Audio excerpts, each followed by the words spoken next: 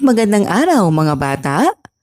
Para sa ating unang araw, pag-unawa sa tekstong naratibo at pagsulat ng kabit-kabit. Sino sa mga ito ang kilala sa pagiging matalino? Ano ang ginagawa ng taong matalino? Paano ka makakatulong sa iba gamit ang iyong talino? Naranasan mo na bang tumulong sa isang kaibigan? Ano ang pakiramdam kapag nakatulong ka? Ngayong araw ay babasahin natin ang isang kwentong bayan tungkol kay Pilandok. Aalamin natin ang mga tauhan, tagpuan, suliranin at mga pangyayari sa kwento. Matututuhan din natin ang pagsulat ng mga letra at salitang may Y at N sa paraang kabit-kabit. Basahin natin. Mga salitang may Y. Yellow,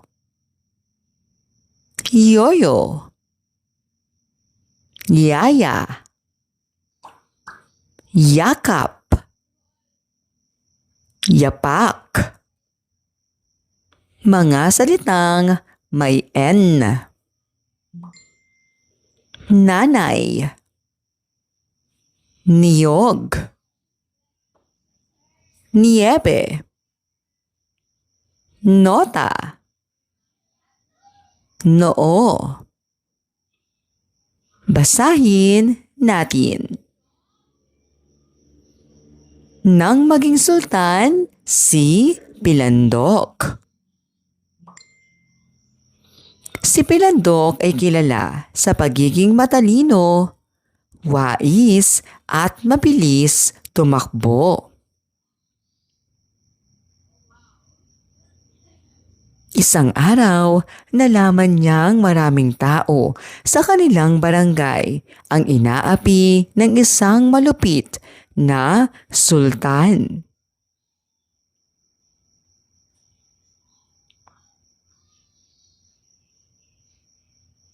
Marami ang ikinulong kahit walang kasalanan, kaya humingi ng tulong ang mga mamamayan kay Pilandok.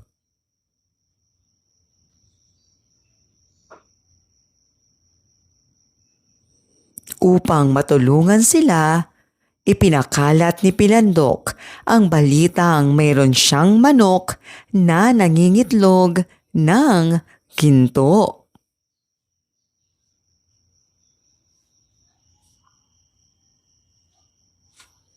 Nang marinig ito ng sultan, agad niyang ipinatawag si Pilandok at inutusang ibigay sa kanya ang manok.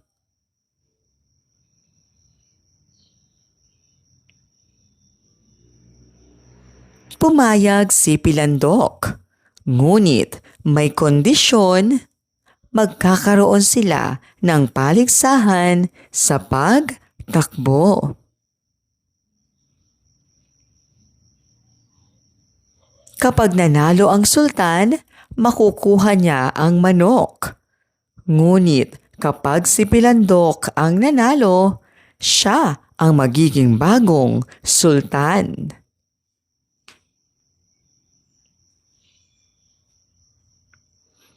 Tinanggap ng sultan ang hamon. Sa takbuhan, madaling nanalo si Pilandok dahil siya ang pinakamabilis sa lugar.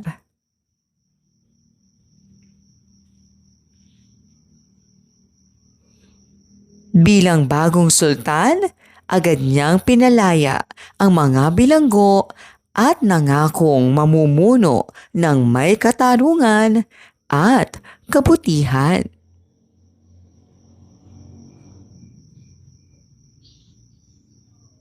Natuwa ang mga mamamayan at sumigaw ng "Mabuhay si Sultan Pilandok!"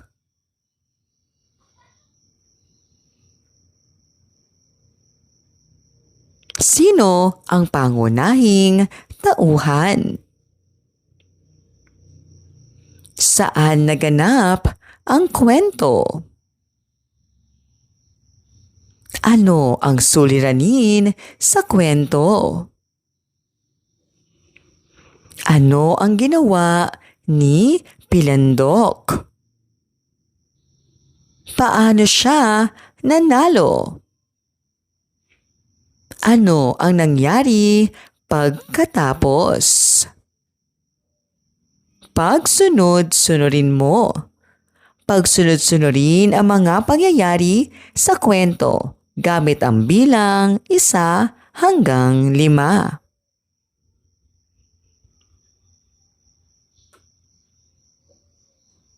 Una, humingi ng tulong ang mga mamamayan. Pangalawa, hinamon niya ang sultan. Pangatlo, nanalo siya sa takbuhan. Pang-apat, naging sultan si Pilandok. At pang-5, pinalaya niya ang mga bilanggo. Sa iyong palagay, sagutin ang mga tanong. Tama ba ang ginawa ni Pilandok? Bakit? Ano ang gagawin mo kung ikaw si Pilandok? Mahalaga ba ang pagiging mabuting pinuno? Ano ang natutuhan mo sa kwento? Ang tekstong naratibo ay may tauhan, tagpuan, suliranin at banghay.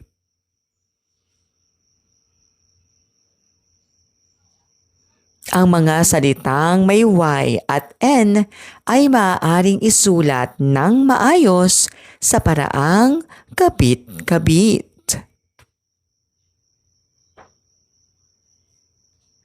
Gawin natin. Isulat sa paraang dikit-dikit.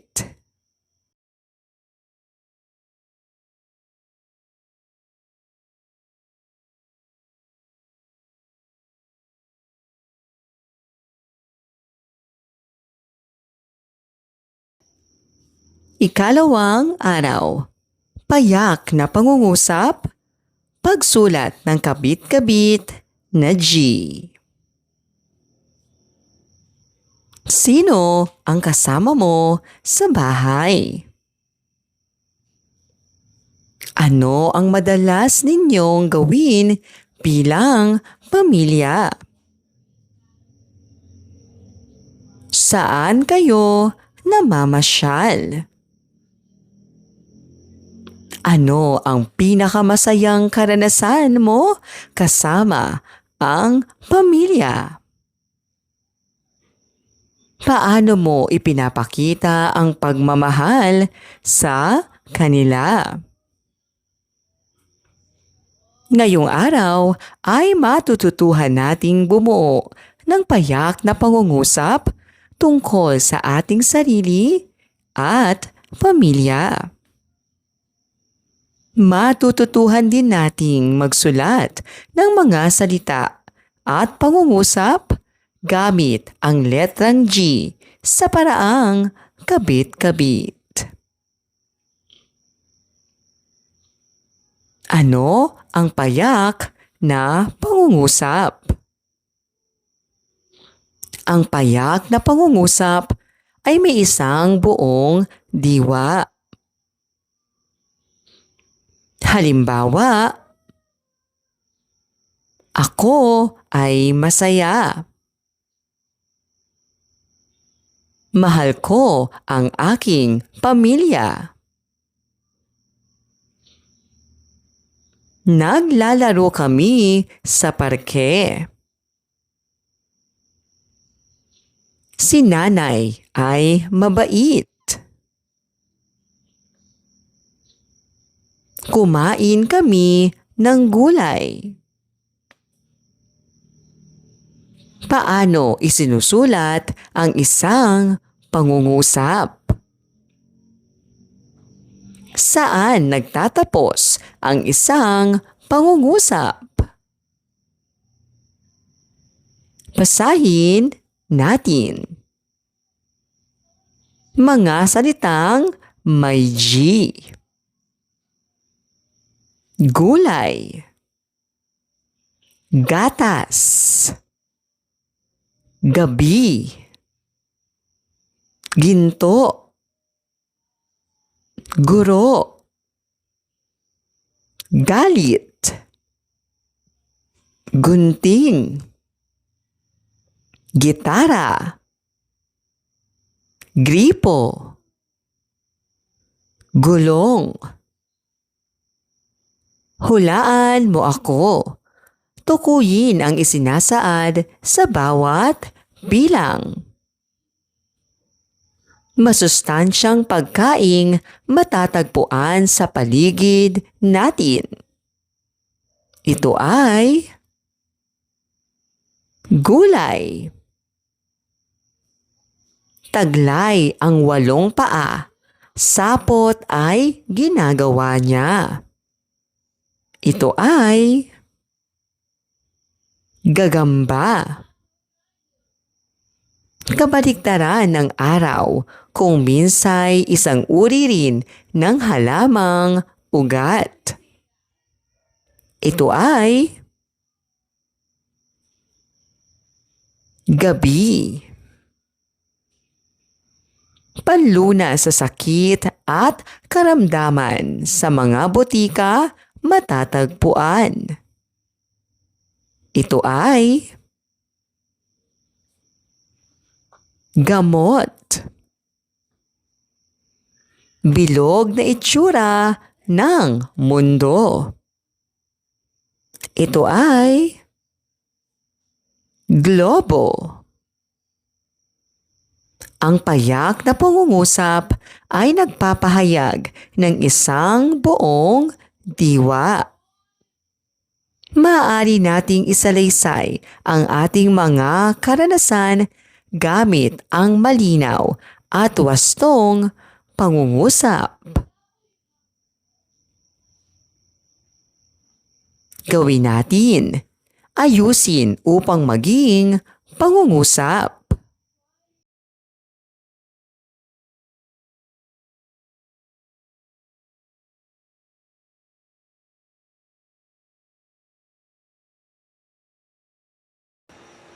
Gawin natin. Isulat sa paraang dikit-dikit.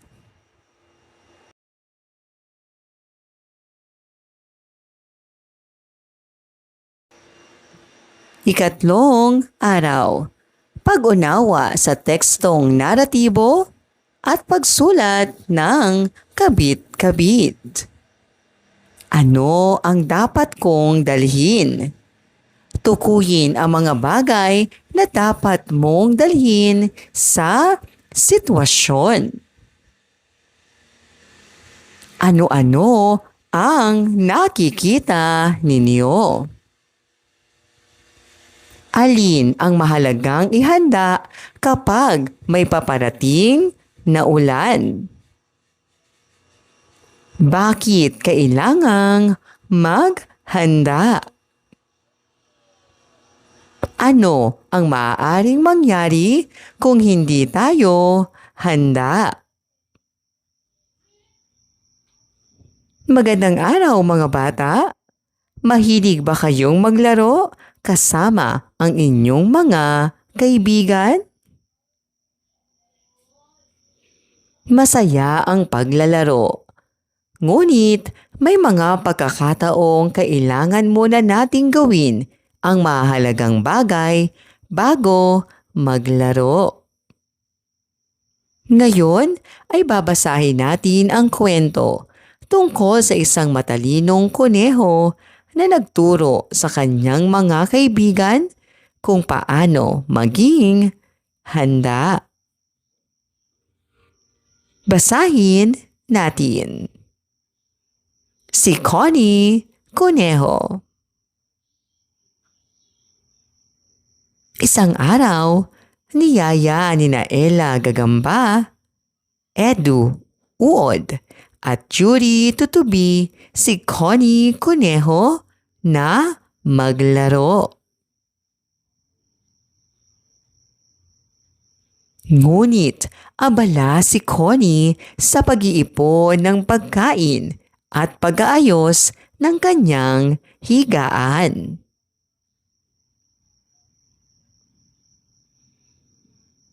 Tigilan mo muna yan at sumama ka na sa amin, sabi ni Ella Gagamba. Ngunit sumagot si Connie. Mukhang malakas ang paparating na ulan.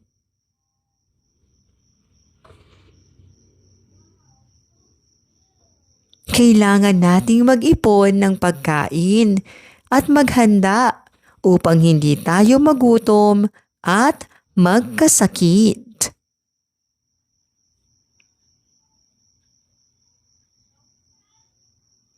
Hindi agad naniwala ang kanyang mga kaibigan.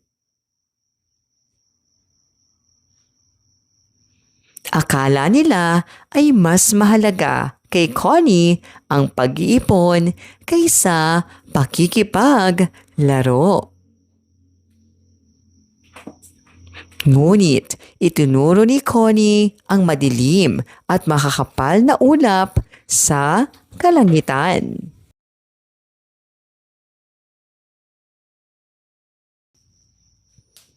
Ipinaliwanag na maaaring tumagal ng ilang araw ang pag-ulan. Biglang naalala ni Yuri Tutubi na wala na pala siyang naipong pagkain dahil nalibang siya sa paglalaro noong mga nakaraang araw.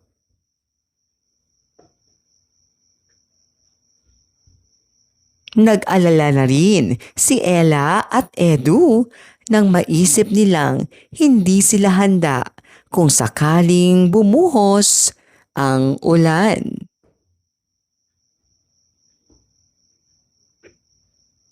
Dahil dito, nagpasya silang ipagpaliban muna ang paglalaro. Sama-sama silang nag-ipon ng pagkain at naghanda ng tuyong mahihigaan.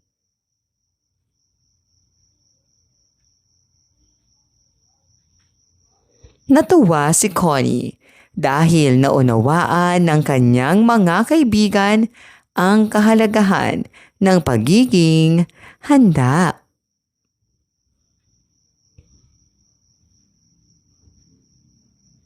Masayang naghiwa-hiwalay ang magkakaibigan matapos makapaghanda para sa darating na ulan. Sino ang pangunahing tauhan? Ano ang katangian ni Connie? Sino-sino ang kanyang mga kaibigan? Ano ang ginagawa ni Connie nang yayain siyang maglaro?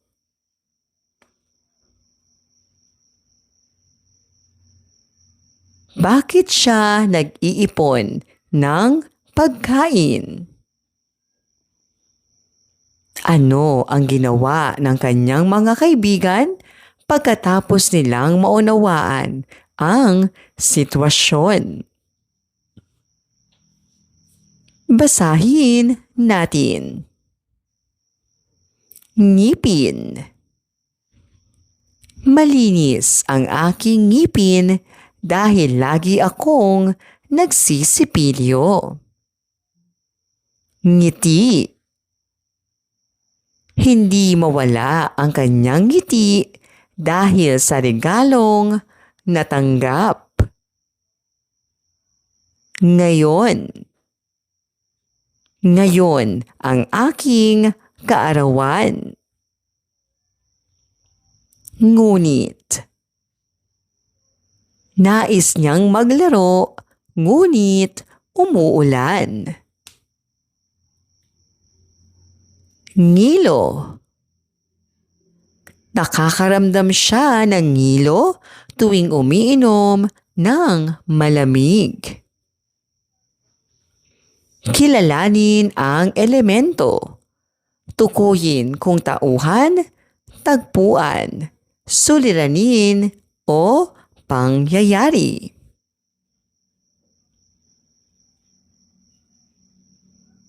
Connie Kuneho. Paparating na ulan. Sama-samang pag-iipon ng pagkain. Tirahan ng mga hayop. Ella gagamba. Ano ang iyong gagawin? Sagutin ang mga tanong. Ano ang gagawin mo kung may paparating na bagyo? Bakit mahalagang mag-ipon ng pagkain? Ano ang mangyayari kung hindi tayo handa? Paano mo matutulungan ang iyong pamilya sa paghahanda? Bakit mahalagang makinig sa mabuting payo? Ang pabula ay kwentong may mga hayop na nagsasalita at kumikilos na parang tao. Ang mga elemento ng kwento ay tauhan, tagpuan, suliranin at banghay. Mahalaga ang pagiging handa sa anumang sitwasyon.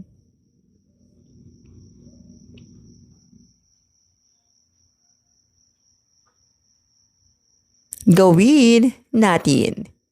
Isulat ang tama o mali.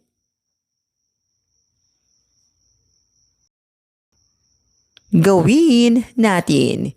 Isulat sa paraang dikit-dikit.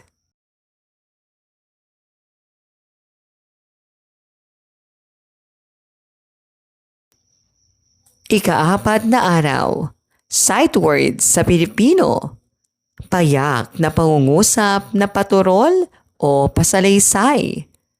Pagsulat ng letrang P at R sa paraang kabit-kabit. Hulaan mo. Hulaan ang mga bagay na inilalarawan ng pangungusap.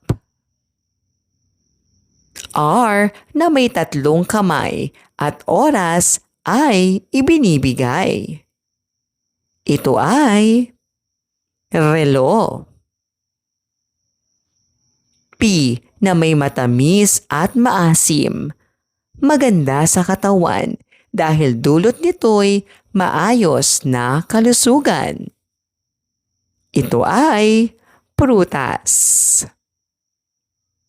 R na gusto ng lahat na matanggap lalo na sa mga okasyong at mga selebrasyon. Ito ay regalo. P na madalas na dingding ng bahay. Mas matibay kaysa kahoy na nakasanayan. Ito ay pader. R na isang uri ng bulaklak na popular ang pulang kulay. Ito ay rosas. Magandang araw mga bata! Sa ating aralin ngayon ay matututuhan natin ang mga salitang madalas nating makita at mabasa sa Filipino. Matututuhan din natin kung paano makikilala ang payak na pangungusap na pasalaysay at kung paano isusulat ng maganda ang mga letrang P at R sa paraang kabit-kabit. Ano ang sight words? Ang sight words ay mga salitang madalas makita, mabasa, at magamit sa pangungusap. Basahin natin. Ako, ikaw, siya, tayo, dito, doon, ito, iyan, may, ang. Basahin natin. Ako ay mabait. Siya ay masipag. Tayo ay mag-aaral. May aklat ako. Dito tayo uupo. Ang mga pangungusap na ito ay tinatawag na paturol o pasalaysay. Ano ang pangungusap na pasalaysay? Ito ay pangungusap na nagsasabi lamang ng isang kaisipan o pangyayari.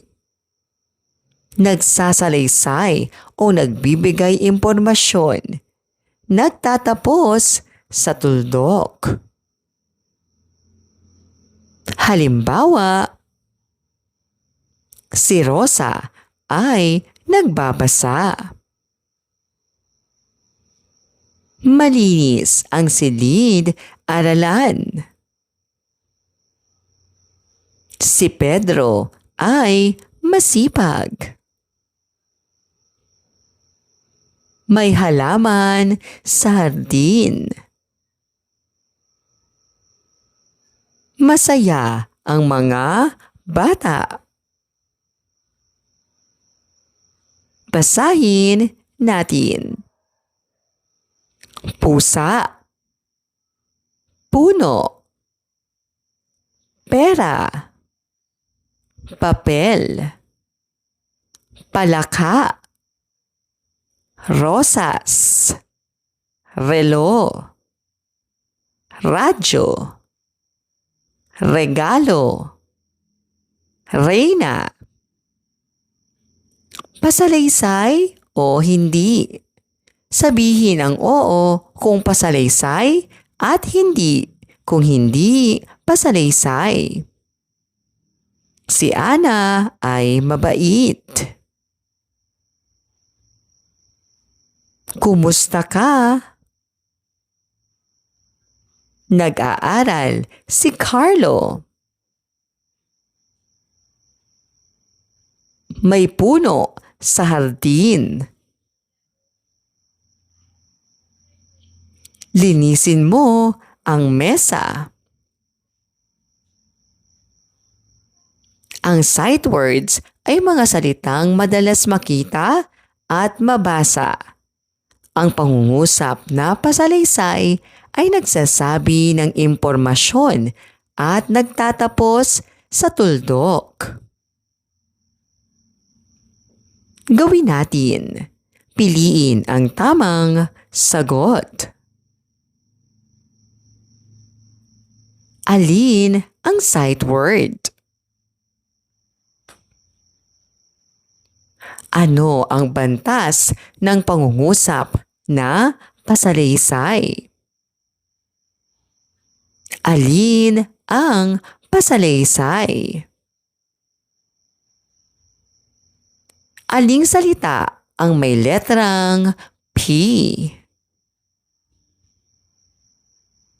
Aling salita ang may letrang R? Gawin natin. Isulat sa paraang dikit-dikit.